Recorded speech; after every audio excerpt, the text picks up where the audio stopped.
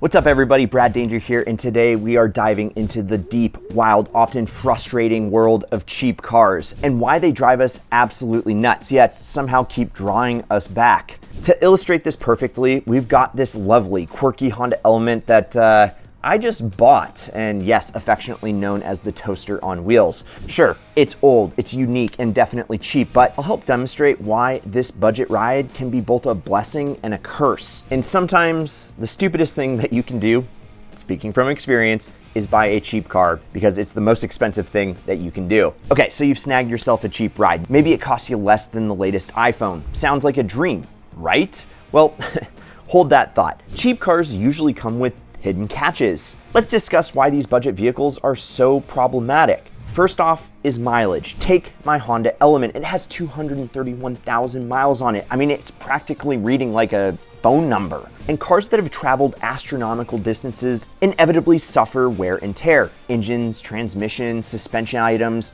all these things are crucial components, and eventually they need to be replaced. And if you buy a cheap car, well, it's probably seen some neglect in its day. So yeah, rubber seals grow brittle, metal parts fatigue, vibrations loosen connections. It's a domino effect of degradation. Sure, high mileage isn't necessarily fatal. Some cars pass 300,000 miles effortlessly.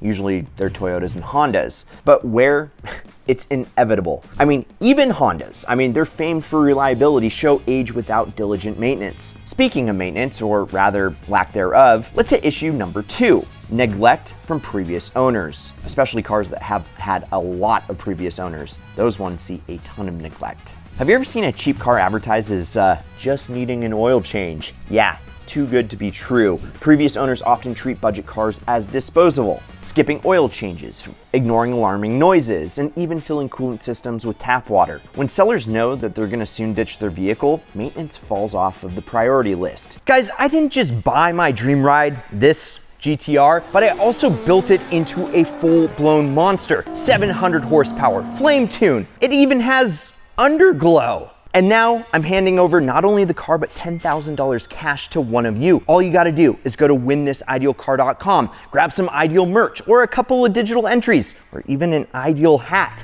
And this thing could be showing up in your driveway. Built by me, driven by you. Let's do this. Click the pinned first comment down below and get entered right now for a limited time. Good skill, and keep living the ideal lifestyle.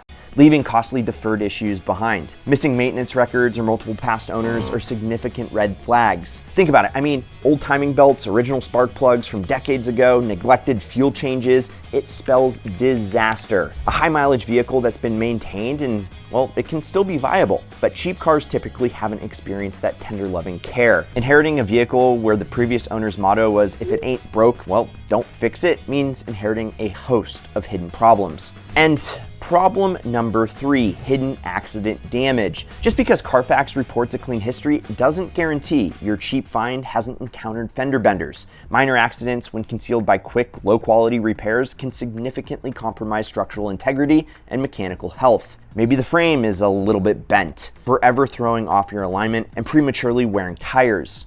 That can be costly. Or perhaps an unnoticed rear collision has left your tailgate leaking every time it rains.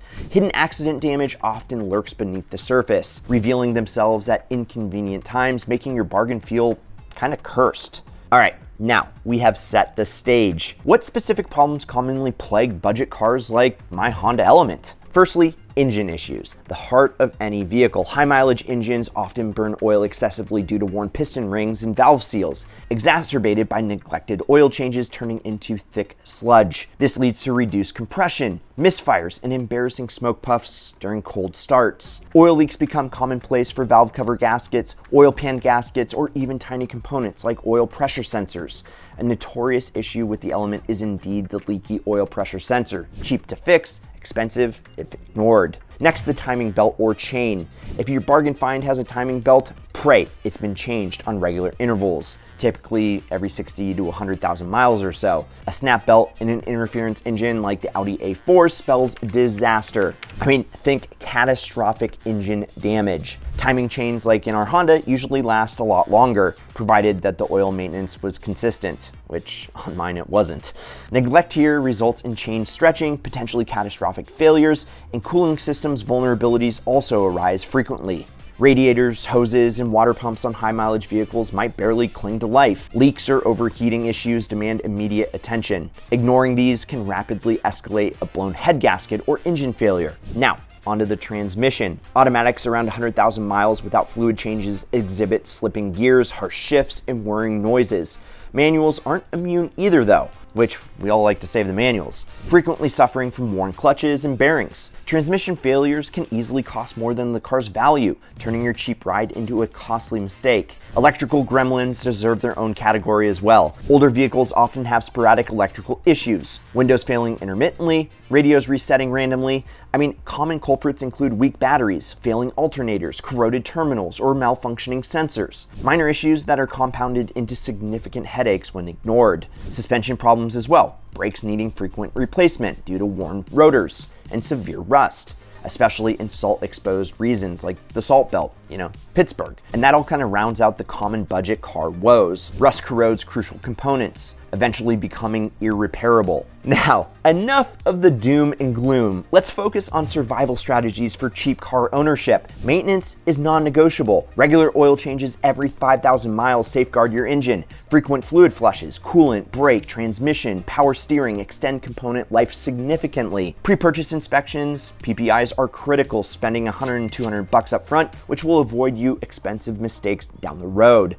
Qualified mechanics identify hidden issues like an accident damage or mechanical neglect. Armed with this info, you can negotiate effectively or just walk away if needed. And guys, let's talk about negotiating because I've helped over 1,000 people buy and sell their ideal car. And negotiating the best deal on a cheap car starts well before you meet the seller. First, thoroughly research the car market value using platforms like Kelley Blue Book, Edmunds, or comparable sales listings. Understanding what they're selling for helps you set a realistic negotiation goal and strengthen your position. Next, inspect the car carefully in person. Look for rust, mismatched paint, worn tires, and signs of neglect. Start the engine, test drive extensively, and listen for unusual noises or performance issues. Document any flaws that you find to leverage during negotiations. Then, always, and I mean always, it's the cheapest insurance, get a pre-purchase inspection from a trusted mechanic. This inspection can uncover hidden mechanical problems, helping you negotiate a lower price or just avoid costly mistakes entirely. When discussing price, stay friendly, yet firm. Don't show emotional attachment. Instead, focus purely on the facts and data gathered during your inspection. Point out any necessary repairs or upcoming maintenance tasks as bargaining chips. Offer slightly below your actual maximum budget to leave room for negotiation. If the seller resists lowering the price, consider requesting additional incentives, such as including spare tires, recent service documentation, or minor repairs completed before you buy it. And timing matters as well. Sellers are often more flexible at month's end or after their vehicle has been listed for several weeks. Patience is key here. Be willing to walk away if the seller is not going to budge. And sometimes demonstrating your willingness to leave the deal prompts the seller to reconsider their stance. Follow these strategies and you will maximize your chances of scoring a genuinely good deal on your next ideal ride. But there's some people in the camp that have a cheap ride that they already bought. Well, create a maintenance detailed log record every time that you do any maintenance. This will enhance resale value and reliability. Tackle small issues promptly to prevent costly breakdowns later. DIY repairs substantially reduce ownership costs. Start simple, oil changes, spark plug replacements, air filters, then gradually progress to things like brakes, batteries, lights, and even alternators. Each DIY job builds skill, confidence, and saves substantial cash. Online stores like Rock Auto, Parts Geek, and Amazon offer affordable part alternatives. Salvage yards provide even cheaper solutions. Mirrors, sensors, or lights are often available at fractions of retail prices. Forums and car communities offer invaluable DIY advice as well. And my favorite hack is actually using ChatGPT. Ask your question, ask it to research the internet. It's like your right-hand man for working on your car. And if DIY isn't totally your style, well, budget-friendly mechanics become essential allies. Independent shops specializing in your car's brand offer quality service without dealership markups. They're called stealerships for a reason. Gathering multiple quotes ensures you receive the best deal. Forming strong mechanic relationships allows for money-saving arrangements, like sourcing your own parts. Knowing when to walk away from a cheap car can be tough though. If repair costs exceed your car's value, or if constant repairs occur monthly, consider cutting your losses. Safety concerns, excessive rust, or compromised structures indicate it's time to upgrade to another cheap car. Just always be evaluating costs against another reliable used car to make informed decisions. Ultimately, owning a cheap car like my Honda Element can provide valuable experiences, teaching mechanical skills, budgeting discipline, and resilience.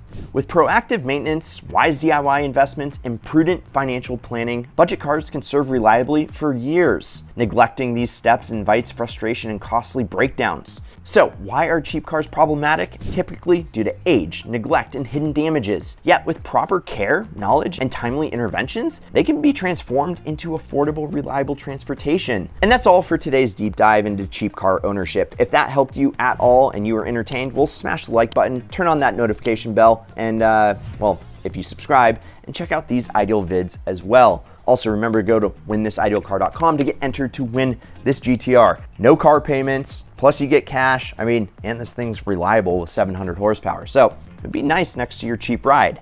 I'm Brad Danger. This is Ideal. We'll catch you next week, and promise me one thing: keep living the ideal lifestyle.